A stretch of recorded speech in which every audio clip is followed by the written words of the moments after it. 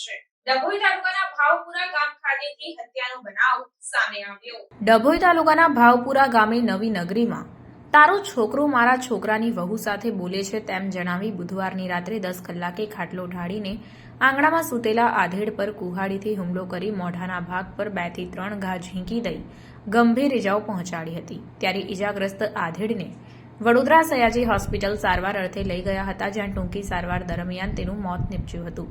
ડભોઈ પોલીસે ઘટના સંબંધિત ખૂનનો ગુનો નોંધીને ગણતરીના કલાકોમાં જ હત્યારાને ઝડપી પાડી જેલ ભેગો કરી કાયદેસરની કાર્યવાહી હાથ ધરી છે। ડભોઈ તાલુકાના ભાવપુરા ગામે નવી નગરીમાં બુધવારની રાત્રે ઘટેલી ઘટનાક્રમમાં ત્યાં જ રહેતા અને હત્યાનો ભોગ બનનાર નટુભાઈ હરજીભાઈ રાઠોડિયા જેઓ મહેનત મજૂરી કરી અને પોતાનું પેટીયું રડી ખાતા હતા।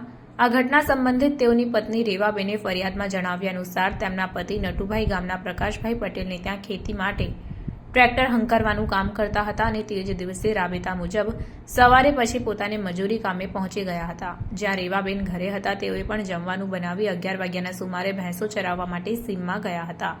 ત્યારે રાબેતા મુજબ બપોરના 12 કલાકે તેમના પતિ નટુભાઈ ઘરે આવી જમીન પરવાડી પરત પોતાના કામકાજ માટે નીકળી ગયા હતા। લગભગ 3.5 કલાકના સુમારે રેવાબેન પણ ભેંસો ચરાવી પરત ઘરે આવી ગયા હતા અને સાંજે 6 કલાકે તેઓના પતિ પણ પોતાનું મજૂરી કામ પતાવીને ઘરે આવી ગયા।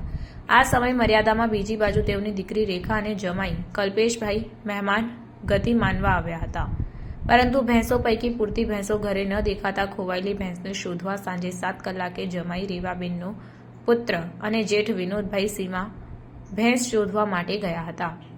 તમામ પરત આવે સમગ્ર કુટુંબે ભેગા મળી સાંજનું વાળું પણ કરી લીધું હતું। ત્યારબાદ આંગણામાં ખાટલો ઢાળી તમામ કુટુંબીજનો સાથે બેઠા હતા, જ્યારે 9:30 કલાકના સુમારે તમામ પોતપોતાની રીતે વ્યવસ્થા મુજબ સૂઈ ગયા હતા, જે પૈકી પૌત્ર અને રેવાબેન અને તેમના ભોગ બનનાર પતિ આંગણામાં ઢાળેલા ખાટલા પર ત્રણેય એક સાથે સૂઈ ગયા હતા। તે અરસામાં લગભગ 10 વાગ્યાના સુમારે ત્યાં નવી નગરીમાં જ રહેતો જયંતિભાઈ સનાભાઈ રાઠોડિયાએ અચાનક હાથમાં કુહાડી લઈ ખાટલામાં સૂતેલા નટુભાઈ રાઠોડિયાના મોઢાના ભાગ પર ઉપરા છાપરી 2 થી 3 કુહાડીના ઘા કરી લોહી લુહાણ કરી નાખ્યા હતા। સાથે સૂતેલા રેવાબેને બૂમાબૂમ કરતા ઘરમાં સૂતેલ જમાઈ, દીકરો, દીકરી, વહુ તથા ફળિયાના અન્ય માણસો સત્વરે દોડીને પહોંચી ગયા હતા। આ તબક્કે પોતાના પતિને વધુ મારમાંથી બચાવવા રેવાબેને પ્રયત્ન કરતા રેવાબેનને પણ કુહાડીનો આથો મારી નીચે ગબડાવી દીધા હતા। જ્યારે બીજી બાજુ જયંતિ રાઠોડિયા પણ ગબડી ગયો હતો। તરત જ ઊભો થઈ હાથમાં કુહાડી લઈને તારો છોકરો મારા છોકરાની વહુ સાથે બોલે છેનો બબડત કરતો હતો।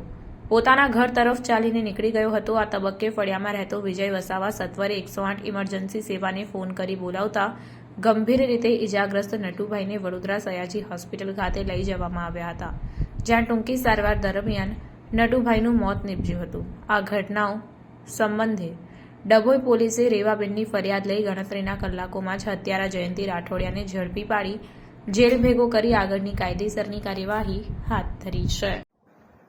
તારીખ 13/6/24ના રોજ ડભોઈ પોલીસ સ્ટેશનમાં 302નો ગુનો રજીસ્ટર કરવામાં આવેલ છે। ફરિયાદીમાં રેવાબેન રાઠોડિયા કે જેઓ ભાવપુરા ગામના વતની છે, તેઓની ફરિયાદ લેવામાં આવેલ છે। ફરિયાદની વિગત જોતા ફરિયાદીના પતિને આરોપી જયંતિભાઈ રાઠોડિયા કે જેઓ ભાવપુરાના જ વતની છે અને તેઓએ ફરિયાદીના પતિને માથામાં કુહાડીના ઘા મારી મોત નિપજાવેલાની વિગત ધ્યાને આવેલ છે। આ ગુનાની તપાસ હાલ ચાલુ છે।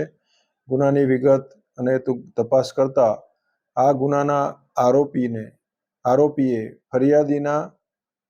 ફરિયાદીને માથામાં કુહાડીના ઘા મારેલ છે। વિગત જોતા આરોપીના છોકરાની વહુ સાથે મરણ જનારના છોકરાને આડા સંબંધ હોવાનો વહેમ રાખી આ ગુનાના આરોપીએ ફરિયાદીને પતિને મારી મોત નિપજાવેલાની વિગત ધ્યાને આવેલ છે। હાલ આ ગુનાની તપાસ ડભોઈ પોલીસ ઇન્સ્પેક્ટર દ્વારા કરવામાં આવી રહેલ છે અને ગઈકાલે આ ગુનાના આરોપીની ધરપકડ કરવામાં આવેલ છે।